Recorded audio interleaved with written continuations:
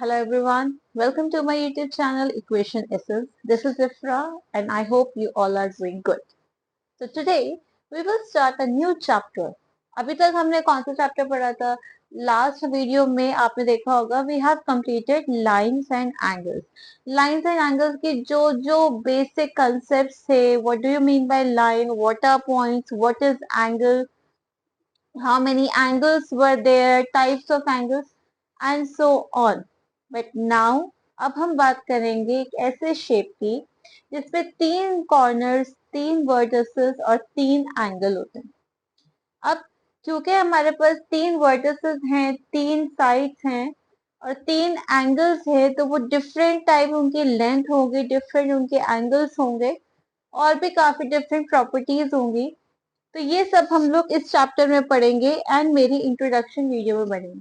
अब आपने देखा होगा लाइंस एंड एंगल्स के साथ जब ट्राइंगल चैप्टर पे आएंगे तो ट्राइंगल चैप्टर में मैं एक इंट्रोडक्टरी पूरी वीडियो आपको बना के दे देती हूँ जिसके अंदर आपके सारे कॉन्ग्रुएंसी रूल होता क्या है, सीपीसीटी क्या होता है या कितने टाइप्स ऑफ एंगल के थ्रू हम दो ट्राइंगल को कॉन्ग्रुएंट कर सकते हैं, वो सारी चीजें आपको इंट्रोडक्शन पार्ट में मिल जाएगी. उससे क्या होगा, आप एक इंट्रोडक्शन पार्ट को अच्छे से थॉरली पढ़ लेना और उसके बाद आपको एक्सरसाइज करने में बहुत आसानी हो जाएगी.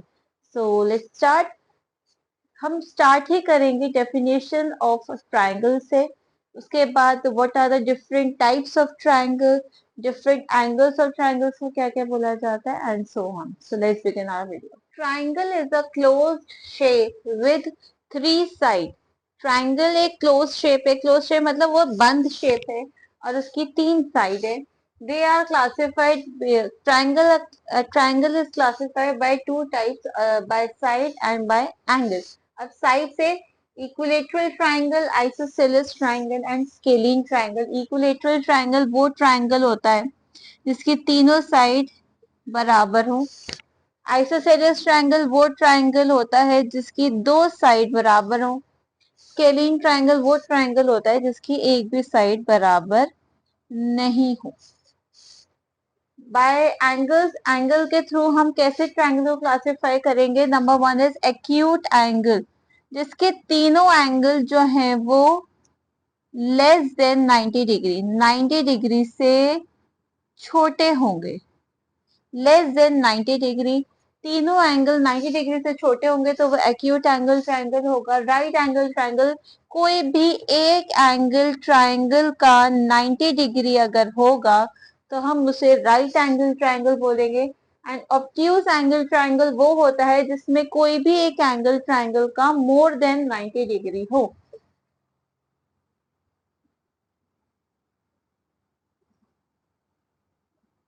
More than 90 degree.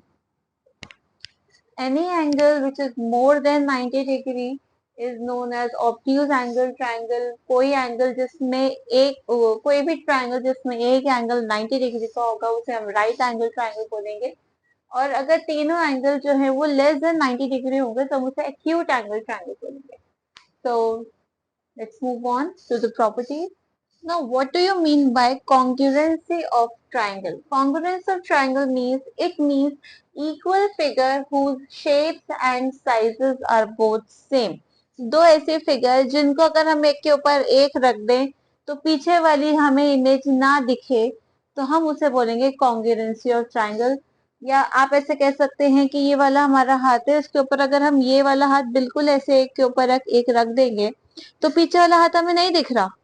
It means ये दोनों जो हैं वो एक दूसरे की मिरर इमेज है, एक दूसरे की just same to same image है. एक के ऊपर एक अगर हम रखेंगे तो पीछे वाली इमेज हमें नहीं दिखेगी तो हम बोलेंगे कि वो दो शेप जो है वो कॉन्ग्रुएंट है.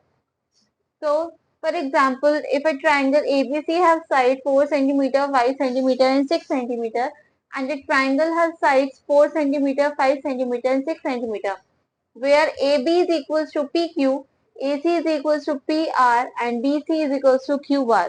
इन दोनों ट्राइंगल में तीनों साइड्स एक दूसरे के बराबर हैं. इट मीन्स ये वाला ट्राइंगल इस ट्राइंगल के कॉन्ग्रुएंट है. अब हम इसे लिखेंगे कैसे, ये हम लिखेंगे छोटा सा ट्राइंगल बना के, ट्राइंगल ABC, ट्राइंगल PQR.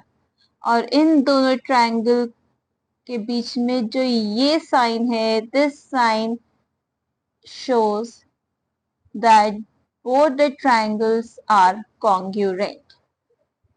तो ये इसको देखने का तरीका है. अब कितने टाइप्स ऑफ कॉन्ग्रुएंसी रूल है, कौन कौन से क्राइटेरिया के हम दो ट्राइंगल को एक दूसरे के कॉन्ग्रुएंट कर सकते हैं, वो हम आगे देखते हैं.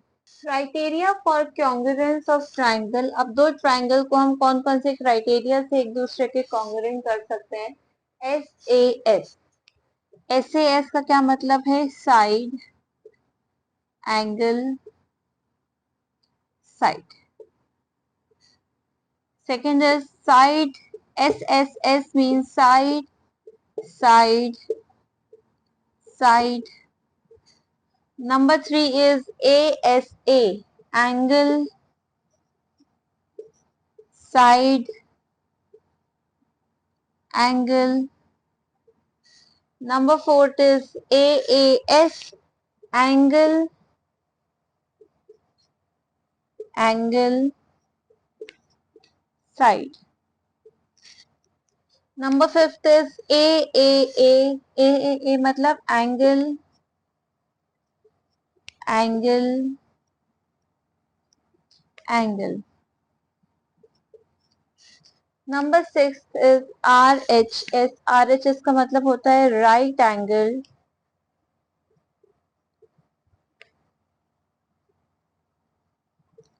hypotenuse side.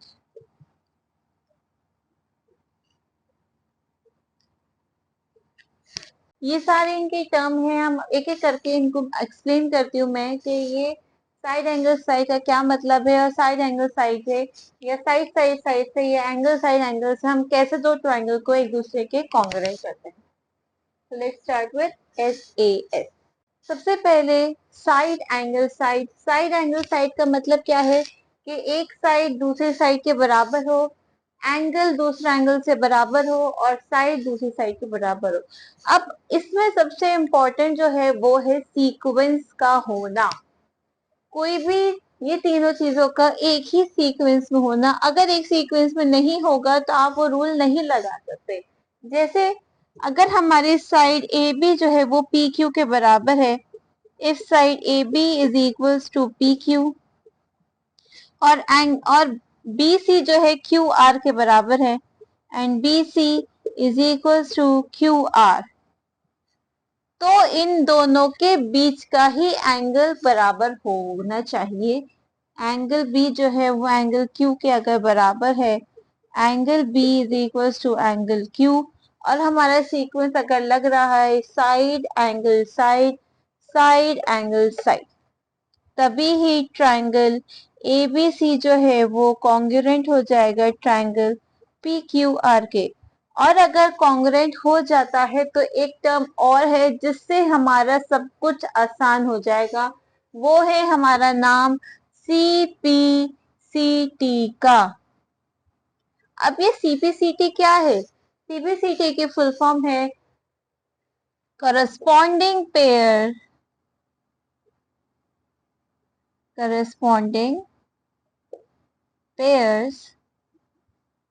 of congruent triangles.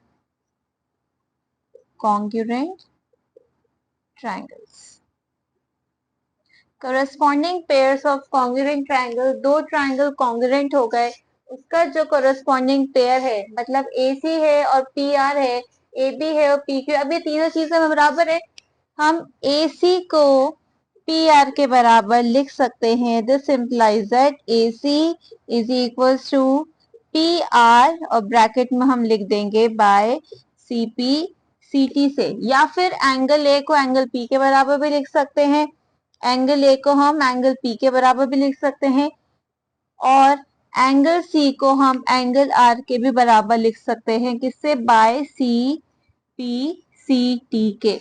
तो अगर ये CPCT नहीं होता तो कॉन्ग्रुएंट करने का कुछ फायदा ही नहीं होता, क्योंकि बाकी चीजें हम प्रूव ही नहीं कर पाते. इसलिए CPCT सबसे ज्यादा इंपॉर्टेंट है कि इसमें ट्राइंगल्स में, क्वाड्रिलेटरल्स में, एरियाज ऑफ पैरेललोग्राम में, तो साइड एंगल साइड जब आप समझ गए, अब हम नेक्स्ट प्रॉपर्टी करेंगे एंगल साइड एंगल। अब ये चारों मैंने क्राइटेरिया एक साथ लिख दिए ताकि आपको आसानी से समझ में आ जाए और हम इनको आराम से कंपेयर कर सको। सबसे पहले ए एस ए का मतलब क्या होता है? एंगल साइड और एंगल। अब हमने दो ट्राइंगल लिए, ट्राइंगल ए बी सी और triangle P Q R. A B C और ट्राइंगल पी क्यू आर। अब मैंने आपको क्या बताया था? मैंने आपको बताया था कि सीक्वेंस होना सबसे ज्यादा इंपॉर्टेंट है। सबसे पहले क्या आ रहा है? एंगल। कौन सा एंगल? मान लो angle A. Angle A angle P के बराबर है। एंगल ए जो है वो बराबर है किसके? एंगल पी के। दूसरी बारी आती है साइड। कोई से भी एक साइड ले लो, ए बी ले लो, वो पी क्यू के बराबर है। ए बी जो है वो किसके बराबर है? पी क्यू के बराबर है। और तीसरा एंगल, अब उसके बराबर वाला एंगल ही होना चाहिए। एक साइड ये हो गई ए बी पी क्यू के बराबर, एंगल ए एंगल पी के बराबर, तो तीसरा एंगल बी ही होना चाहिए। एंगल बी जो है अगर एंगल क्यू के बराबर है तो ट्राइंगल ए बी सी जो है वो क्या होगा? कॉन्ग्रुएंट हो जाएगा ट्राइंगल पी क्यू आर के। और बाय सीपीसीटी आपको जो प्रूव करना है आप वो प्रूव कर सकते हैं। जैसे ए सी पी आर के बराबर होगा, बी सी क्यू आर के बराबर होगा, एंगल बी एंगल क्यू के बराबर होगा, या एंगल सी एंगल आर के बराबर होगा। किससे? बाय सीपीसीटी से। नेक्स्ट आता है ए A S. A A S का मतलब क्या होता है? ए ए एस का मतलब होता है एंगल।